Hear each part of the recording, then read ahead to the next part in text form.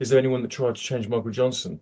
There probably was. Yeah, and that's the first athlete I Yeah. think of. Yeah. I can think of it's one of my things where it's not a problem until it's a problem. And I again I keep on using anonymous case examples, but we've got a very explosive athlete with England rugby for the last 10 years that runs a bit funky, and he would subvert a lot of the bandwidths for positive running. Very backside, lordotic, gut spilling out the front, very backside, kind of overreaches a little bit as a consequence. And it's one of those ones where you'd often get told, mate, this guy's fine. He's not had a soft tissue in ages. It's absolutely fine. Just leave him alone. You can only mess him about. Don't start putting things into his head. And like, yeah, I know, but until if everything's fine, isn't it? But then when he starts to get a bit neural down one side of his body, and he keeps on having to go to a third parties to get his back adjusted and his pelvis feels tight. He's not had a soft tissue. He's fine. He trains fully, but it's starting to become something. His pelvis is not stacked. He's not running in a way